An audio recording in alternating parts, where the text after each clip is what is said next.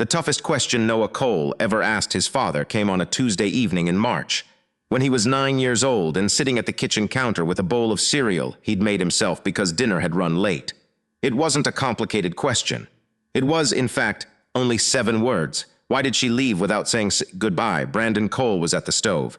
He turned off the burner. He turned around. He looked at his son, at the specific gravity in the boy's face. Not sadness exactly, but a kind of weight.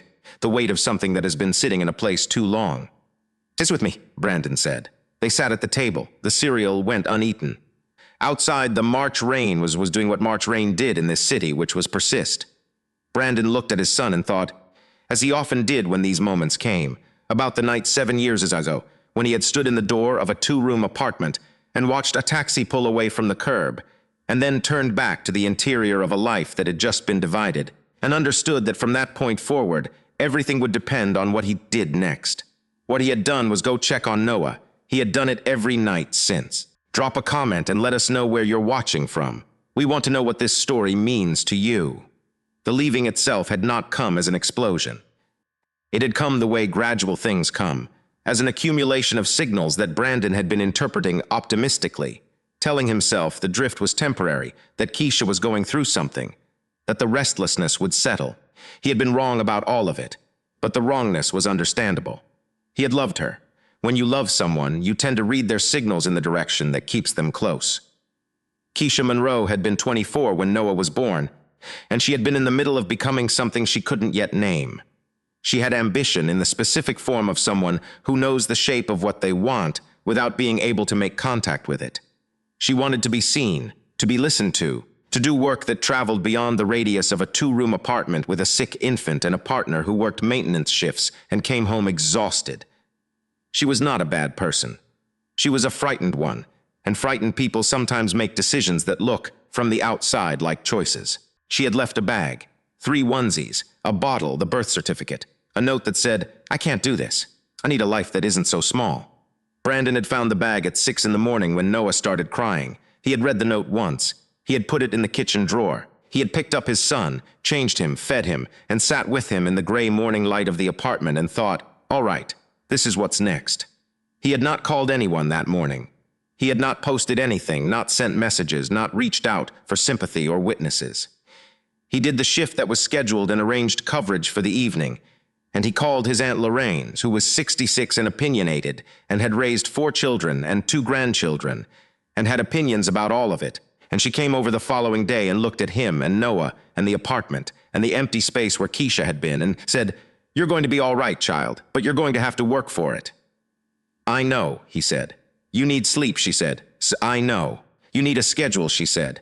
"I'm working on it." She stayed for 6 weeks, sleeping on the pull-out sofa, taking the 2 o'clock feeding so Brandon could get consecutive sleep before his morning shift. She left when it was clear he had found a rhythm. She came back for crises and for milestones and for the occasional Sunday when she wanted to look at her nephew and the boy and confirm that everything was proceeding in the right direction. Brandon was not a natural at the early phases. He was competent. He had always been competent in the specific way of people who respond to situations by studying them. But competence at infant care is a different thing from ease. He had read the manual in the sense that there was no single manual, and he had read everything that was adjacent to a manual. He had made mistakes, formula temperatures, swaddling angles, the particular frequency of nighttime waking that turned out to be reflux and not temperament. He had corrected each mistake as he identified it. He had worked in school maintenance for 3 years when Keisha left, and continued to work there for 2 years more while he figured out what came next. The building work was physical, which he liked, and relentless, which suited the version of him that could not afford to stop moving. He repaired things, HVAC systems, plumbing fixtures, electrical panels, the particular category of institutional damage that accumulates when buildings are used heavily by large numbers of children. He was good at diagnosis, at locating where things had gone wrong and what it would take to correct them. The foundation idea had started as observation. He noticed in the schools where he worked, the children who were navigating shortage of resources, shortage of attention, shortage of the specific kind of support that children need to stay in school and stay curious and stay pointed towards something. He noticed which children these were and what they needed, and he noticed that what they needed was not complicated. Tutoring. school supplies, reliable meals, occasionally a responsible adult who would appear at school meetings and demonstrate that someone was paying attention. He started small. He ran a tutoring program in his apartment on Saturday mornings, initially for 3 children in Noah's building, then for 7, then for 12. He used his own money, which was not much, and his own time, which was everything he had after Noah and the job. After 2 years, he had a donor, a retired teacher who had seen what he was doing and wrote him a check for $8,000. After 3 years, he had 3 donors and a board of 2 people, and the program had served 42 students. Cole Pathways Foundation was incorporated in Brandon's 6th year as a single father when Noah was 8. The foundation's model was simple. It identified students in critical transition periods, elementary to middle, middle to high school, at risk of academic disengagement, and provided them with sustained support over 2 or 3 years. Tutoring, mentorship, college preparation, mental health access, financial assistance for school fees and supplies. It tracked its students. It stayed with them. The founding principle was that the worst thing you could do for a child in a difficult situation was give them brief attention and then remove it. Brandon understood this viscerally. He had read it in research. He had also lived it. In the inverse, he had been the sustained presence for a child who had experienced the removal of attention, and he had watched what that cost and what it took to address the cost, and he had decided that preventing the cost was worth more than managing it afterward. The article in the local magazine had run in late February, the kind of article that appears when an organization has grown to the point where its impact is visible in aggregate rather than individual story. It was called From Single Father to Community Builder. The photograph showed Brandon and Noah in a newly renovated learning center, late afternoon light coming through high windows, Brandon's hand on Noah's shoulder. Noah was 9 in the photograph. He looked like what he was, a boy who had been cared for consistently, who moved through space with the specific ease of a child who has always had someone behind him. Keisha had seen the article. Brandon did not know this when it happened. He found out 2 weeks later when the court filing arrived. He sat with the filing for an evening before he told anyone. He sat with it the way he sat with most difficult things, not avoiding it but giving it room, making sure he understood what it was and what it wanted before he decided what to do. What it was, a petition for custody rights from the biological mother of Noah Cole, citing her readiness to re-enter his life, the child's need for maternal presence, and the alleged exclusion of the biological mother from the child's development by the custodial father. What it wanted, shared custody, possibly primary. What it left out, 7 years. He called Malcolm Reed, his attorney, at 8 the next morning. Malcolm was 42 and had a voice that matched his name. Steady, undemonstrative. The voice of someone who had heard difficult things enough times to understand that information was more useful than emotion. "She's claiming you excluded her," Malcolm said after reviewing the petition. "I have the messages," Brandon said. "Everyone I sent. Everyone she didn't respond to. How many?" "I'd have to count." He paused. "Bring everything," Malcolm said. 7 years of everything. He brought everything. He had kept records in the specific way of someone who did not anticipate needing them, but understood that life required documentation of the things that mattered. School, report cards, attendance records, medical files.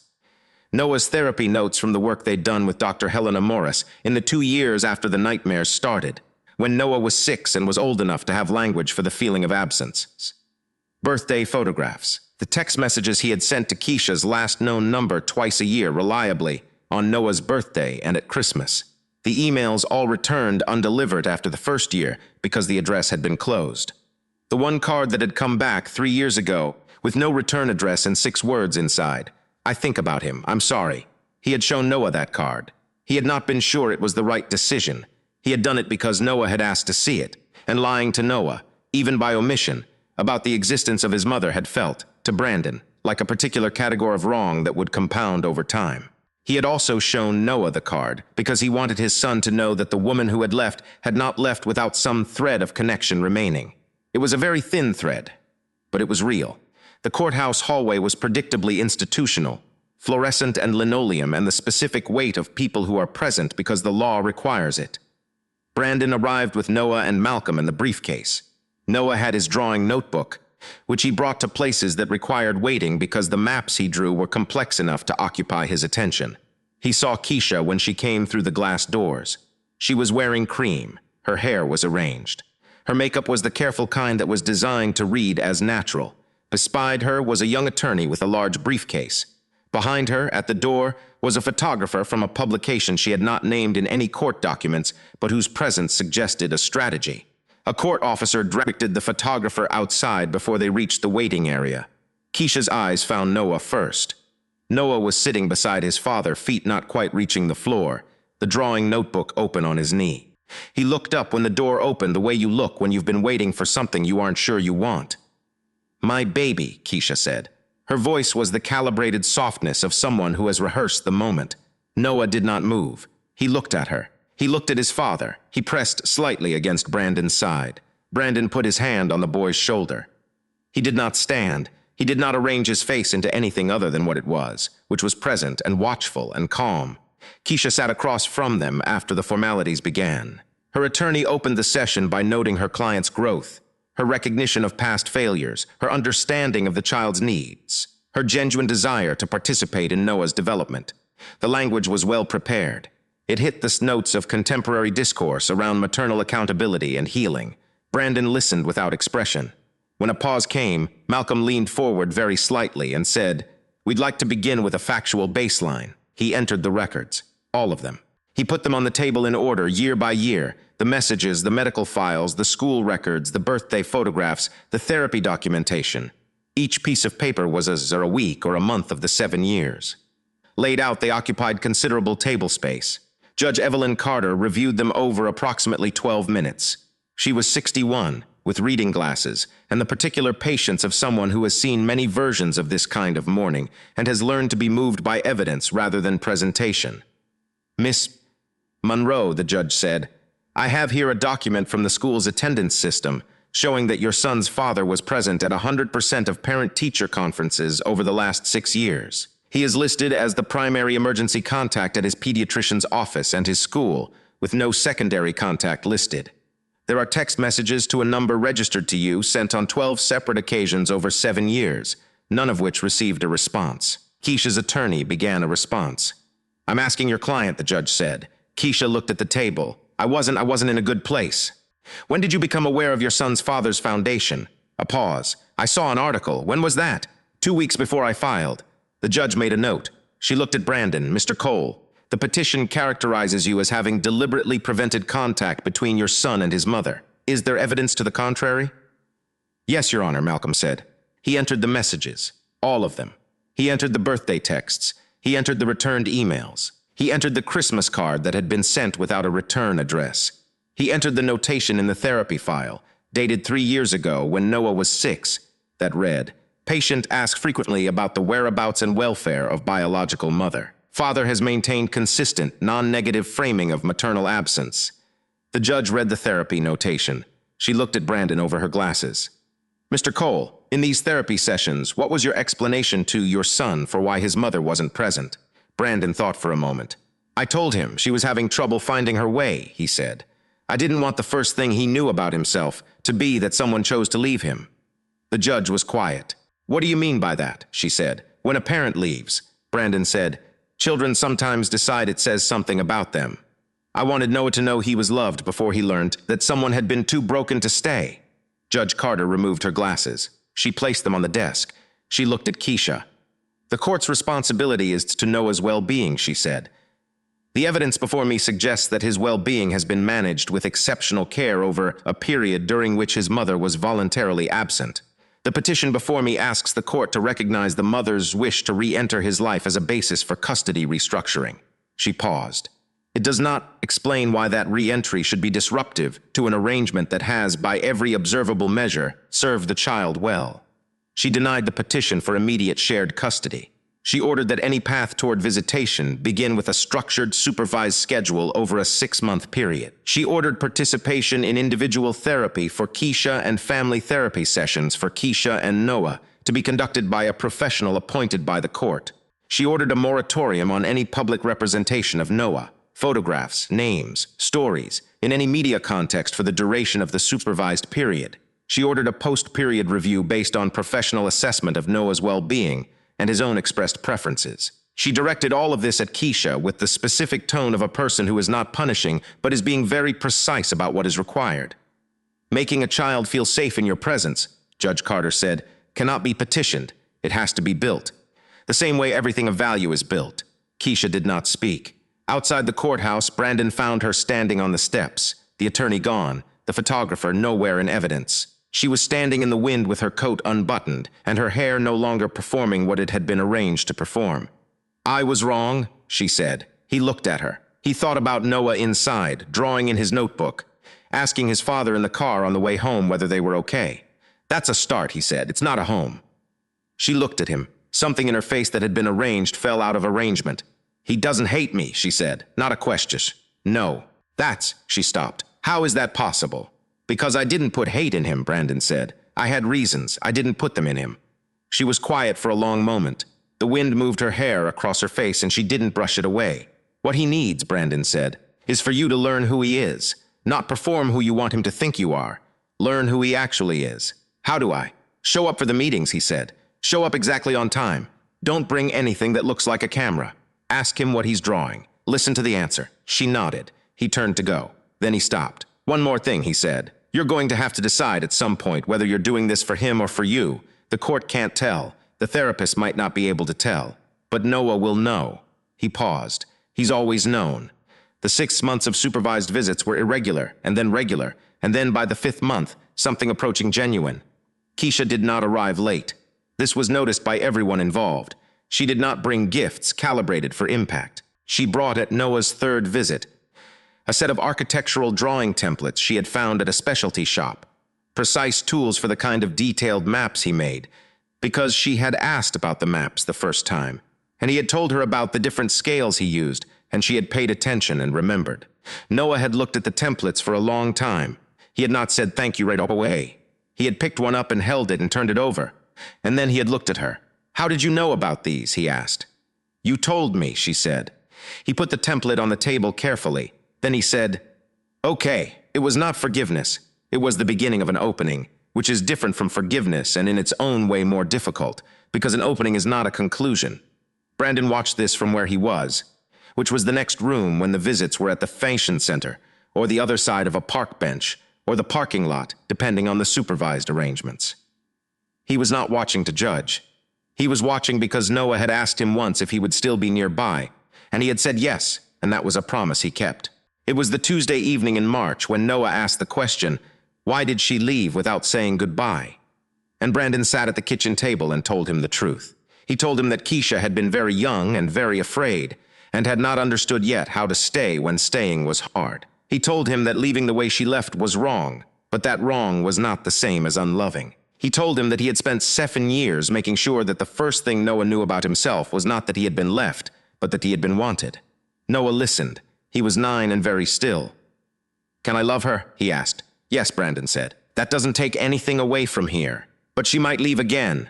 Brandon thought about this honestly. "She might," he said. "You can love people and still need proof that they are safe." Noah looked at the table. He was tracing something on the surface with his finger, one of the small patterns he made when he was thinking. "Will you always be here?" he asked. Brandon looked at his son. He looked at the drawing notebook on the counter. He looked at the rain on the window and the kitchen they had eaten 1,000 meals in, and the bowl of cereal cooling beside the sink. "Yes," he said. Noah nodded. "Okay," he said. He picked up the cereal and ate it even though it had gone soft. Noah's 10th birthday was in the early fall. Brandon did not plan something large. He planned something true, a gathering at the community center where the foundation worked, with Noah's school friends, with Aunt Lorraine, with a few of the children from the center's programs who had become part of the texture of their days. Keisha had been invited. She came on time. She was wearing something ordinary. She did not have a camera or a phone held upright for documentation. She had a wrapped package that was square and moderate in size, which turned out to be a book of city maps. Historical maps of the cities Keisha knew Noah was interested in. A specific and researched gift that showed she had been paying attention in the ways that mattered. Noah opened it and looked at the maps for several minutes. He showed them to Brandon, who looked at them carefully and said they were beautiful. Then Noah looked at Keisha. "Thank you," he said. She said happy birthday. She said his name when she said it. She said it on the right day. He moved back towards his friends. He did not call her mom. He did not linger. But he had looked at her and said thank you, and that was a contact of some kind, fragile and genuine and real, the way things are when they are beginning rather than performing. Lorraine came to stand beside Brandon.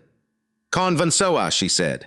He looked at Noah across the room, at the maps in his hands, at the way the boy moved from one group of friends to the next with the ease of someone who has been made to feel secure enough to be curious. "Yes," he said. "But I can't raise him on my fear. Only on what's true." She patted his arm. She went to get cake. The foundation sister had a mural on one wall that one of the youth artists in the program had painted 2 years earlier. It showed a city from above, a bird's eye view, with streets and buildings and parks and transit lines, all of it rendered in the careful detail of someone who believed that places could be understood if you looked at them from the right distance.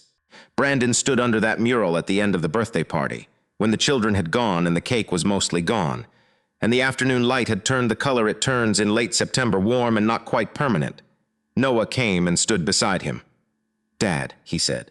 "Yeah, I'm glad she came." He looked at his son. "Me too," he said. They stood for a while under the city on the wall, and outside the window the actual city was doing what it always did, which was continuing, which was the most important thing. Keisha Monroe told people later that she changed, that she had healed, that she had done the work. These were true things in the sense that they were things that had happened, and since saying them was not dishonest. What was also true, what was more important than the statement, was what she did when no one was watching. The visits attended on time, the phone off during them, the maps chosen because she had listened, the birthday remembered without prompting, the small, unwitnessed accumulation of presence that is the only actual proof of having changed. Brandon Cole did not need to be called a hero. He did not need the article or the photograph or the board of directors or the $18 million under management. He had needed for 7 years to be the person who was there when a child called out. That was the job. He had done it every single time.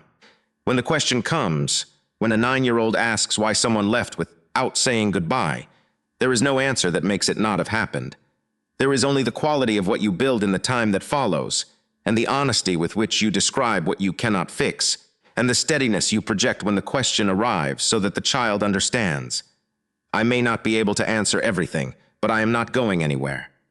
He had been saying that for 7 years. He would keep saying it.